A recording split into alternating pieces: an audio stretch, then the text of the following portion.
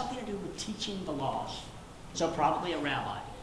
And she's not going to touch anybody because that could cause problems for her. She could really, literally be in trouble. So she stays out of the way, I think it was for 12 years.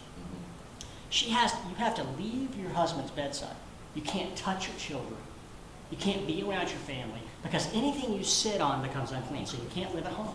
You literally are cast out of your own home. You're not allowed to. Could you imagine being married, and because you have this issue that you can't get rid of, I have to leave my husband and my children. I have to leave everything I know. I have to be alone. I can't touch anyone. But she believes so strongly in Malachi 4 that when the Messiah comes, if only I can touch the hem of his garment, if only I can get out there and just grab that tzitzit, it'll heal me. So what does she do? She goes around and touches every single rabbi's hem. No.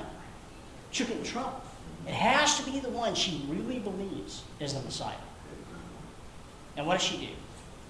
She leaves, she breaks through the crowd, risking trouble, and grabs the hem of his garment, and Jesus says something interesting. He says, "Who touched me?"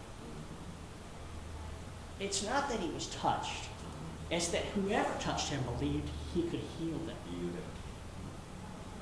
Whoever touched him literally believed that Malachi 4:2 was true, and that if she could just touch that hem of his garment, that tzitzit on the hem, that she would be healed. And so he says, power has gone from me.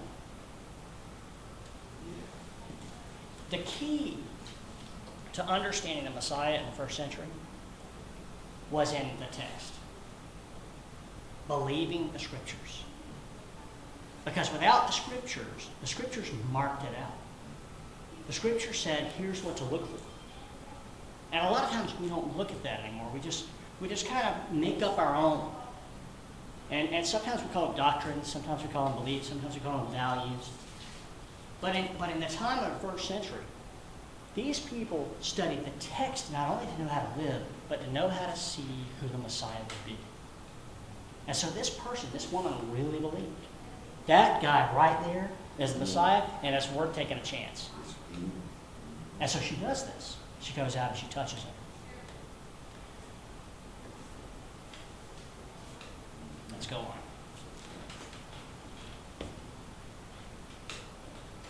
Now, we're almost done, because I wanted to be done before you were ready for me to be done.